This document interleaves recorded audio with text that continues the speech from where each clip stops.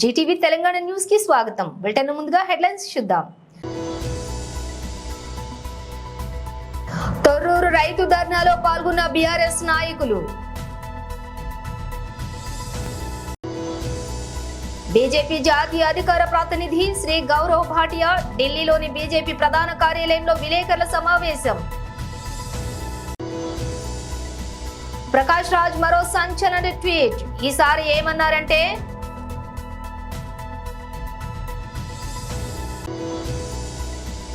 Vigilance విచారణ అనగానే సుబ్బారెడ్డి ఎందుకు భయపడ్డారు? హోంమంత్రి అనిత.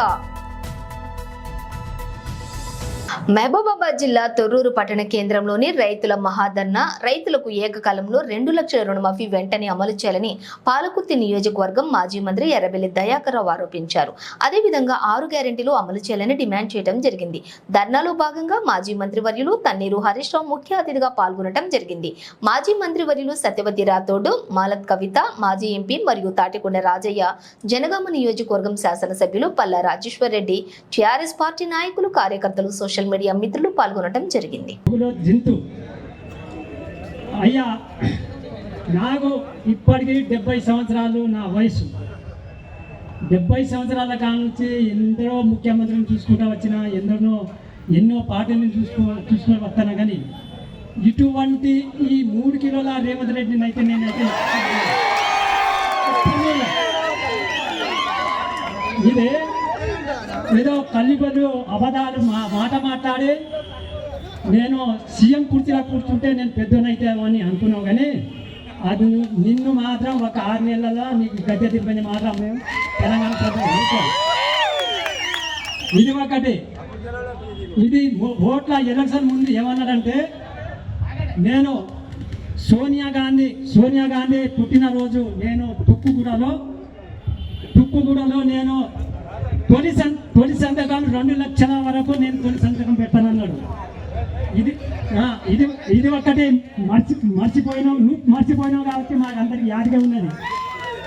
ఆయనతో ఇప్పుడు మా హరీష్ రావు వెంటనే 2 లక్షల రుణమాఫీ వెంటనే, రైతు బంధును వెంటనే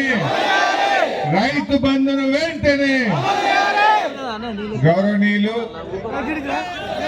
పెద్దలు దయాకర్ అన్న గారికి,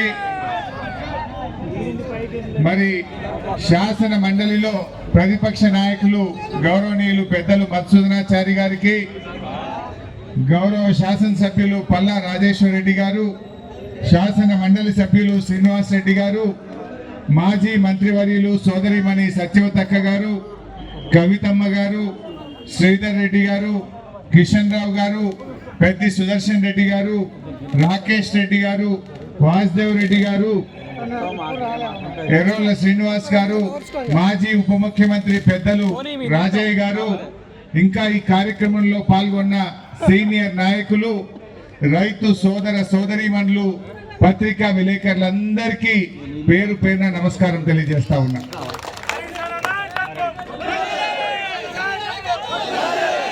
రేవంత్ రెడ్డి గారి 10 నెలల ప్రభుత్వం చూశాం.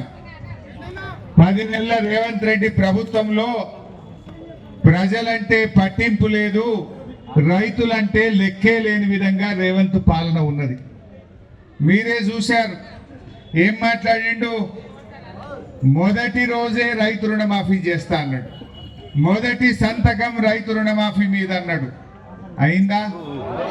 9వ తారీఖు నాడు చేస్తానికి ఒక బాపు మంచిగా యాద్ చేసిండు. 9వ తారీఖు గాలే. మళ్ళా నేను ఎంబడబడి రోజు అడుగుడు పెడితే 15 ఆగస్టులోగా తప్పకుండా చేస్తా అని పార్లమెంట్ ఎన్నికల ముందు నమ్మించి ఓట్లు వేయించుకున్నాడు.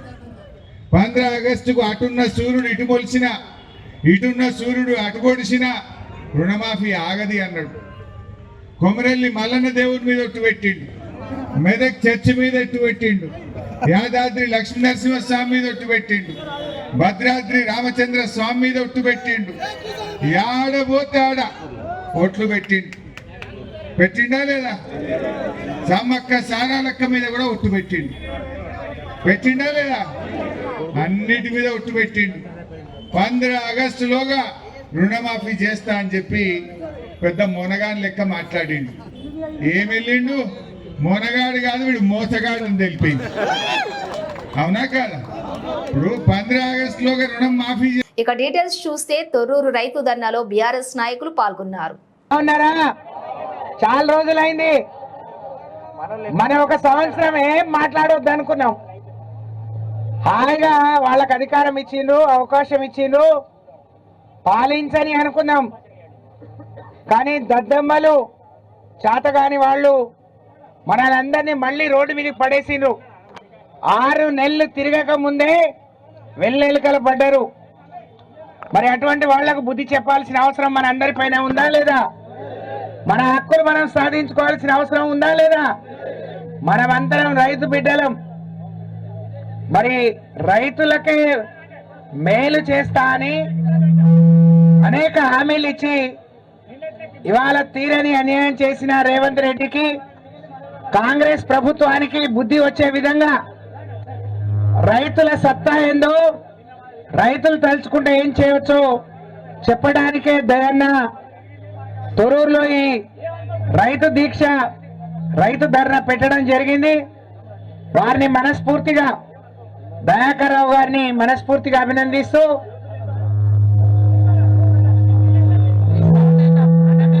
దయచేసి ఈ రాష్ట్ర ప్రజానీకం యొక్క ఏమైనా బాధలుంటే అన్ని తీరుస్తా, ముఖ్యంగా రైతాంగానికి కావాల్సిన అన్ని కూడా చేస్తానని చెప్పేసి ఆ రోజు మాటలు కళ్ళబొల్లి మాటలు చెప్పిండ్రు. 6 గ్యారంటీలు అని చెప్పేసి ఇవాళ దరిదాపుగా సంవత్సరం వస్తున్నా కూడా కనీసం మన రైతులకు సంబంధించిన ఏం చేసినో ఏం చేయలేదో ఇలా మాట్లాడుకుందాం ఖచ్చితంగా. ఇక్కడ రాష్ట్ర మాజీ మంత్రివర్యులు దయాకర్ రావు గారి నాయకత్వంలో పాలకుర్తి నియోజకవర్గంలో ఉన్న రైతాంగాన్ని మొత్తం కూడా ఇక్కడికి రావడం జరిగింది.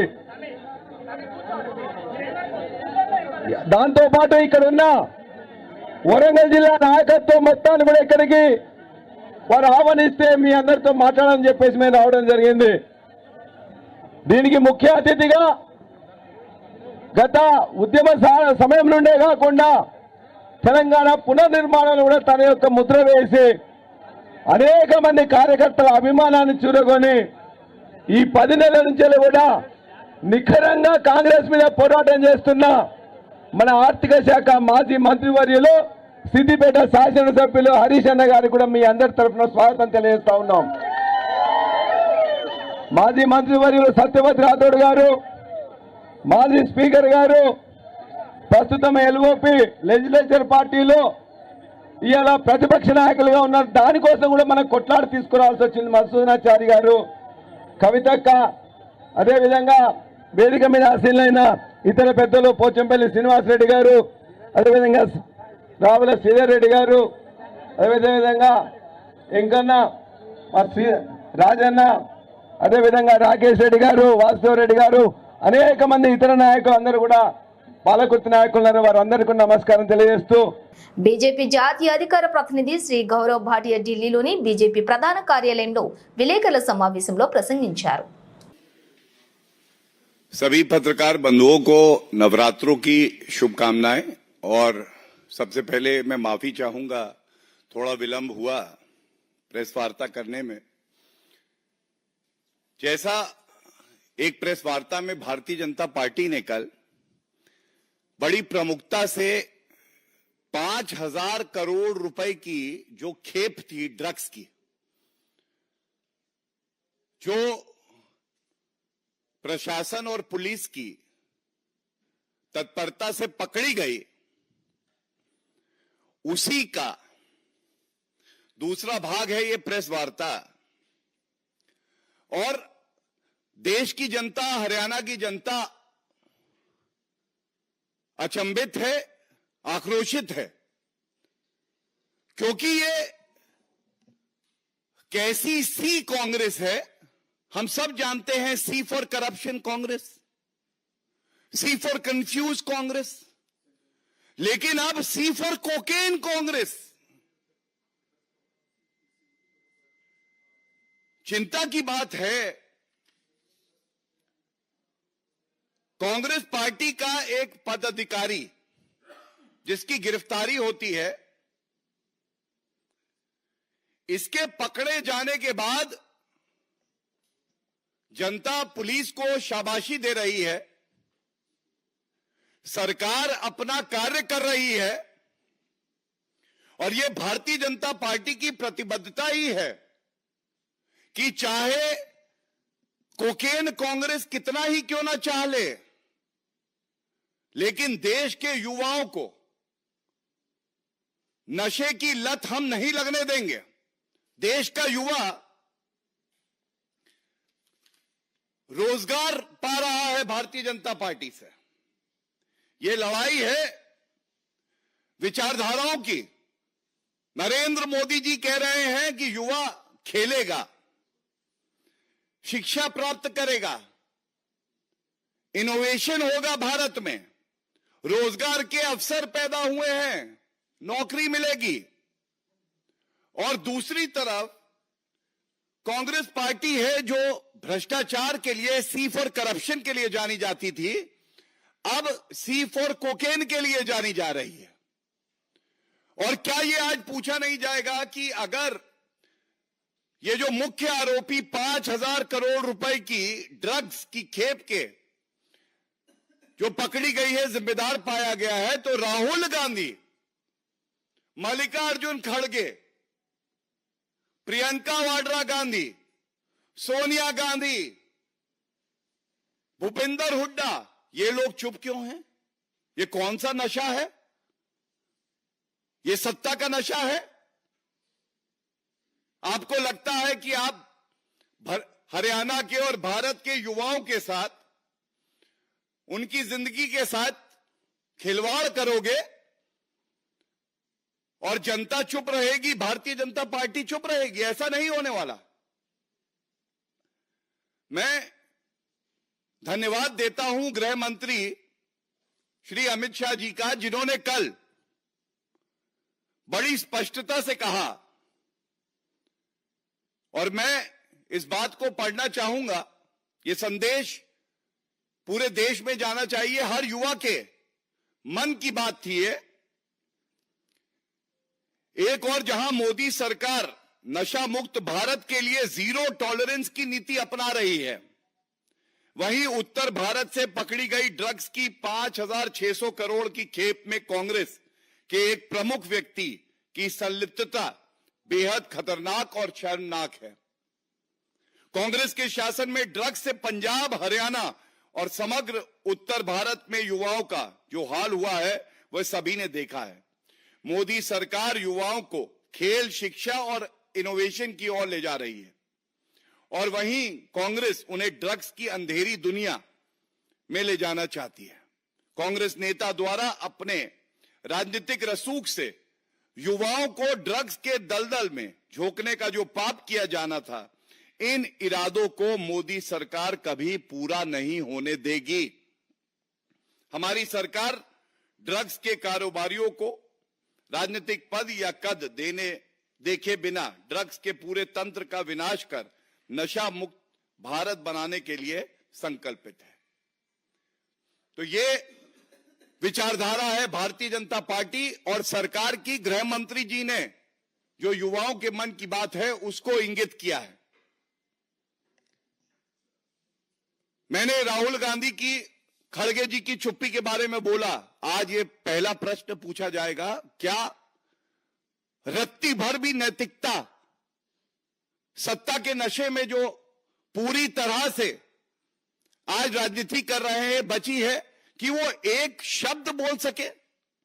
इस व्यक्ति का कांग्रेस पार्टी से क्या नाता है? ये रिश्ता क्या कहलाता है?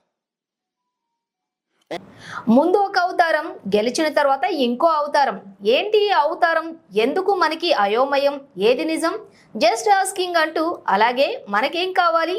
ప్రజల్లో భావోద్వేగాలను రెచ్చగొట్టి తద్వారా రాజకీయ లబ్ధిని సాధించటమా, లేక ప్రజల మనోభావాలు గాయపడకుండా పరిపాలనా సంబంధమైన అవసరమైతే తీవ్రమైన చర్యలతో సున్నితంగా సమస్యను పరిష్కరించుకోవటమా? జస్ట్ ఆస్కింగ్ అంటూ రాసుకొచ్చారు ప్రకాష్ రాజ్. రీసెంట్ గా కొత్త భక్తుడిగా వంగనామాలు పంగనామాలు ఎక్కువ కదా, ఇక చాలు, ప్రజల కోసం చేయవలసిన పనులు చూడండి అని పోస్ట్ చేశారు ప్రకాష్ రాజ్. అయితే ఈ క్రమంలో ఇప్పుడు మరోసారి ట్వీట్ చేశారు. ఈ వర్స్టైల్ యాక్టర్ గాంధీ జయంతి, లాల్ బహదూర్ శాస్త్రి జయంతికి విశేష తెలుపుతూనే, ఒకవేళ నువ్వు మైనారిటీలో భాగమైనప్పటికీ నిజం ఎప్పటికీ నిజమే అని గాంధీజీ చెప్పిన మాటలను, అలాగే ఆలయాలు, మసీదులు, గురుద్వారాలు, చర్చిలు మనకు ఉన్నాయి, కానీ వాటిని మనం రాజకీయాల్లోకి తీసుకురాము. ఇదే మనకు పాకిస్తాన్కు ఉన్న తేడా అని లాల్ బహదూర్ శాస్త్రి చెప్పిన మాటలను ఆయన సోషల్ మీడియాలో పంచుకున్నారు. ఇప్పుడు ఈ పోస్ట్ నెట్టింట వైరల్గా మారింది. తిరుమల శ్రీవారి లడ్డు కల్తీ వ్యవహారంలో నిగ్గు తేల్చేందుకు స్వతంత్ర సిట్ను ఏర్పాటు చేయాలని ఇవాళ సుప్రీంకోర్టు కీలక ఆదేశాలు ఇచ్చిన సంగతి తెలిసిందే. దీనిపై ఏపీ హోంమంత్రి వంగలపూడి అనిత స్పందించారు. వెంకటేశ్వర స్వామి లడ్డు ప్రసాదం విషయంలో సుప్రీంకోర్టు తీర్పును స్వాగతిస్తున్నామని తెలిపారు. లడ్డు వ్యవహారం అనేది సెంటిమెంట్లతో కూడిన విషయమని, కల్తీ జరిగిందని తెలిసాక రాష్ట్ర ప్రభుత్వం ఏం చేయాలో అదే చేసిందని అన్నారు. కల్తీ జరిగిందన్న ఆరోపణలు రాగానే వైసీపీ నేతలు ఎదురుదాడికి దిగారని విమర్శించారు. సరిగ్గా గమనిస్తే తప్పు చేయని వాళ్ళు భయపడరు, కానీ విజిలెన్స్ విచారణ అనగానే వైవి సుబ్బారెడ్డి ఎందుకు భయపడ్డారు అని అనిత ప్రశ్నించారు. ఈ అంశాన్ని కూడా సుప్రీంకోర్టు నేడు ప్రస్తావించిందని వెల్లడించారు. సుప్రీంకోర్టు ఇవాళ ఇచ్చిన తీర్పు తమకు ఆమోదయోగ్యమేనని, సిబిఐ అధికారులు స్థానిక పోలీసు ఉన్నతాధికారులతో కూడిన సిట్ ఏర్పాటు చేయాలని సుప్రీంకోర్టు చెప్పిందని వివరించారు. ఇప్పుడు నిజానిజాలు తేలాలి, సిట్ దర్యాప్తులో వాస్తవాలేంటో అందరికీ తెలుస్తాయి అని అనిత స్పష్టం చేశారు. మహబూబాబాద్ జిల్లా కొత్తగూడెం మండల కేంద్రంలోని ఎస్ఐ కుషకుమార్ ఆధ్వర్యంలో మెగా జాబ్ మేళా ర్యాలీ కార్యక్రమం నిర్వహించారు. మండలంలోని నిరుద్యోగ యువతి యువకులకు బంగారు భవిష్యత్ ఇవ్వటం కోసం జిల్లా ఎస్పీ సుధీర్ రామ్నాథ్ కేకే ఆధ్వర్యంలో ఈ నెల 8న మహబూబాబాద్ జిల్లా కేంద్రంలోని ఏబీ ఫంక్షన్ హాల్లో నిర్వహిస్తున్న జాబ్ మేళాలో 40 కంపెనీల్లోని 2000 మంది నిరుద్యోగులకు ఉద్యోగ అవకాశాలు కల్పించాలనే లక్ష్యంతో పోలీసులు ముందడుగు వేశారని తెలిపారు.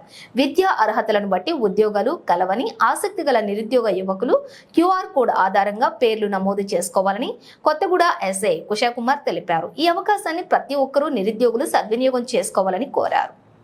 టీటీడీ మాజీ చైర్మన్, వైఎస్ఆర్సీపీ రాష్ట్ర అధికార ప్రతినిధి భూమన కరుణాకర్ రెడ్డి ప్రెస్ మీట్ నిర్వహించారు.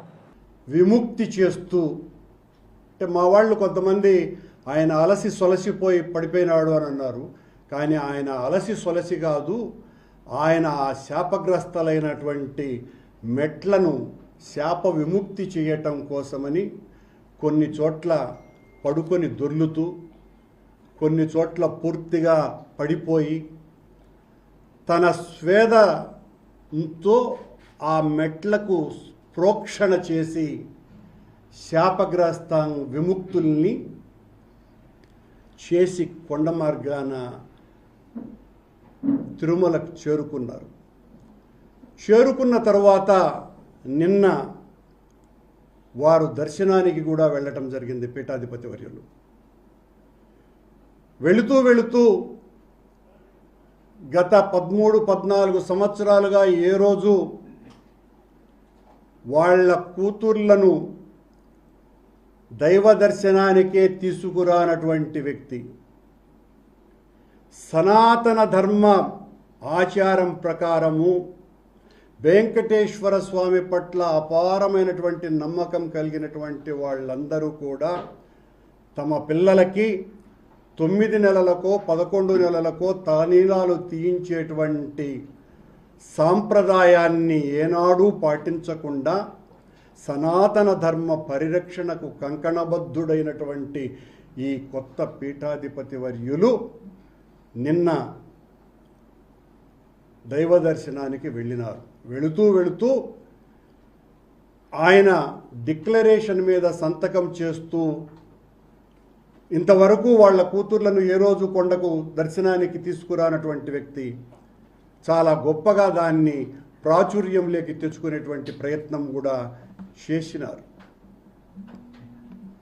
పవనస్వాముల వారు గత 11 రోజులుగా సనాతన ధర్మ పరిరక్షణ దీక్ష వహించి దాని పరిరక్షణ కోసమని నడుం బిగించి దుర్గమెట్లు తుడిచి అనేక వితండమైనటువంటి కార్యక్రమాలను ఈ రోజున ఆయన మాట్లాడటం జరిగింది తిరుపతి సభలో.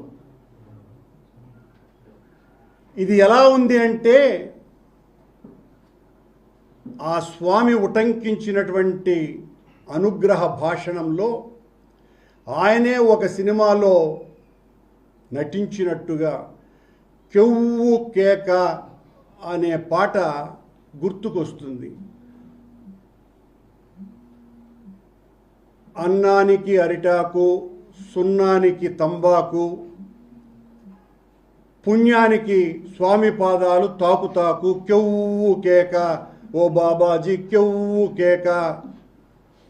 సరిగ్గా బాబాజీని ఈ పవనస్వాముల వారు ఈ రోజున మొత్తం ప్రపంచానికంతా తేటతెల్లం చేశారు.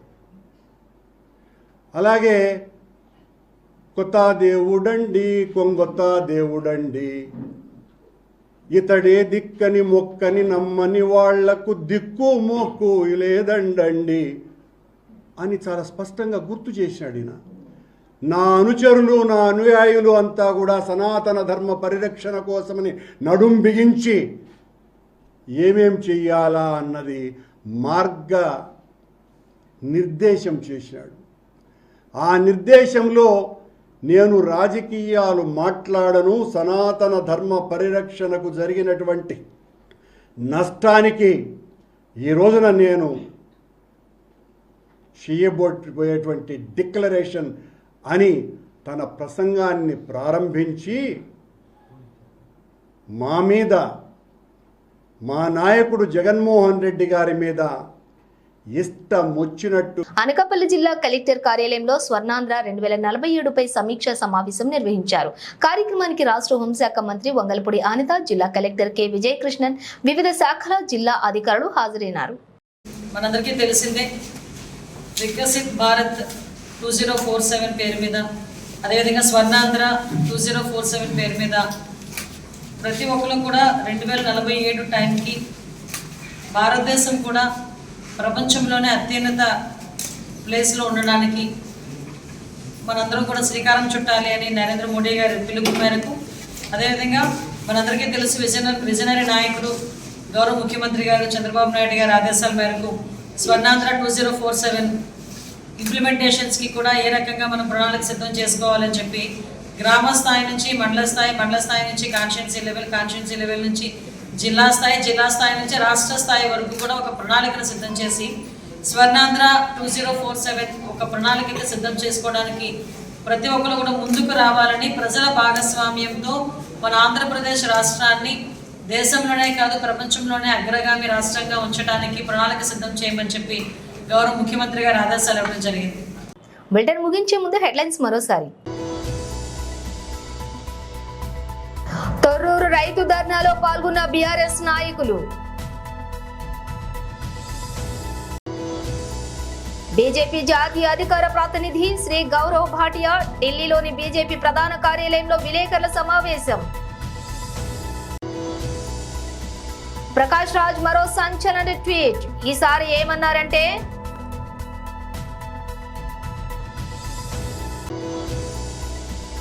విజిలెన్స్ విచారణ అనగానే సుబ్బారెడ్డి ఎందుకు భయపడ్డారు?